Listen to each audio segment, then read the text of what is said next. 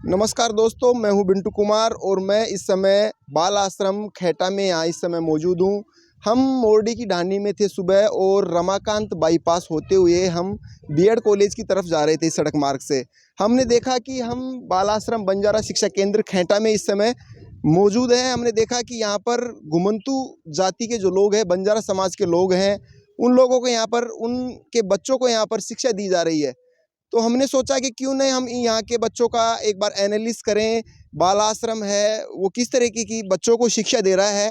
तो हमने देखा और हम यहाँ पर पहुँच रहे हैं। अंदर हम उन बच्चों से भी मिलाएंगे जो इस बाल आश्रम के द्वारा जो संचालित है शिक्षा का केंद्र, यहाँ पर उन बच्चों को शिक्षा दी जा रही है, किस तरीके की शिक्षा दी जा रही है।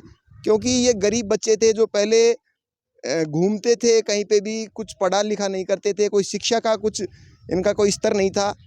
हम आपको उन बच्चों से मिलाने का प्रयास करेंगे, उनका शिक्षा का स्तर भी हम जानने का प्रयास करेंगे। एक मैम है यहाँ पर जो इन बच्चों को जो पढ़ाती हैं। मैडम, सबसे पहले मैं जानना चाहूँगा आपसे, नाम क्या है आपका?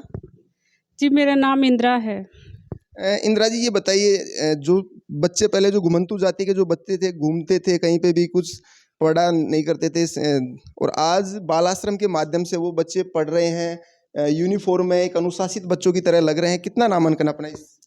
जी, हम यहाँ पे है ना 31 का नामांकन है और अब बच्चे हैं यहाँ पे उपस्थित 21-22 के समथिंग उपस्थित है आज। और लड़कियाँ हैं जो वो सुबह घर का काम होता है तो वो चली जाती हैं, इंटरवल तक आती हैं फिर चली जाती हैं। वो घर वाले बोलते हैं दीदी 2-4 दिन घर का काम है तो फिर बाद में रेगुलर आ जाएंगी, तो भेज दिया उनको। अगर अपन जैसे शिक्षा की बात करें तो किसी स्तर से क्लास वगैरह होती है या किस तरीके की पढ़ाई इन लोगों को कराई जाती है, इन बच्चों को? हम यहाँ पर जैसे अनौपचारिक शिक्षा देते हैं, तो अनौपचारिक शिक्षा में जैसे बच्चे अपनी कैपेसिटी के हिसाब से यहाँ से जो सीख के जाते हैं तो उसको हम जैसे 3rd, 4th, 5th या 6th क्लास में भी एडमिशन हो जाता है। जैसे कई बच्चे की अच्छी कैपेसिटी होती है तो वो 6th में भी ले लेते हैं हमारे बच्चों को। और यहाँ से हमने 28 बच्चों का नामांकन जो सरकारी और प्राइवेट स्कूलों में करवा दिया है। आप देख सकते हैं यहाँ पर जो घुमंतू जाति के जो बच्चे थे उनको शिक्षा दी जा रही है। अगर अपन बात करें तो ये जो बच्चे हैं ये कितनी दूरी से यहाँ पर आते हैं और किस समाज के बच्चे हैं? ये समथिंग पास में बस्ती है तो होगी 101 मीटर दूरी है, तो होगी 100 मीटर दूरी। हाँ जी, घुमंत, हाँ बंजारा समाज है ये, ओबीसी में आते हैं वैसे तो आप देख सकते हैं बंजारा समाज के ये बच्चे हैं, लेकिन इस समय ये पढ़ रहे हैं। यहाँ पर आप देख सकते हैं कंप्यूटर की शिक्षा भी इन बच्चों को दी जाती है। संस्थान के द्वारा पढ़ने के लिए बुक वगैरह और लिखने के लिए स्लेट, कॉपी, पेन वगैरह ये निःशुल्क इनको उपलब्ध कराई जाती है कि किसी प्रकार से ये बच्चे पढ़ लिख कर आगे बढ़े। और जो बच्चे इस समय कंप्यूटर पर कार्य कर रहे हैं, इन बच्चों से भी हम जानने का प्रयास करेंगे। क्या नाम है बेटा आपका? नवीन। किस में काम कर रहे हैं आप अभी जो बना रहे हैं? पेंटिंग में।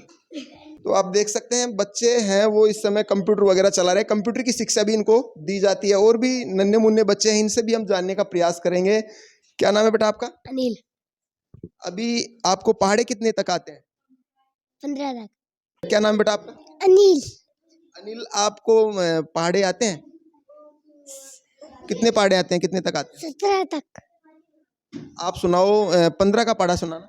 15 कम 15 15 29 15 53 15 60 15 75 15 90 15 7 15 8 120 15 9 135 15 150। ये नन्हे मुन्ने बच्चे हैं जो कि 17 तक इनको पहाड़े आते हैं। 15 का पहाड़ा हमने सुना इनको। किताब भी पढ़ लेते हैं आप? अभी आप जैसे ये क्या लिख रहा है ऊपर?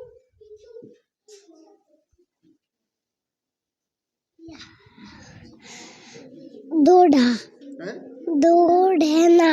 इंग्लिश में क्या बोलेंगे दौड़ना को? RUN gun rain.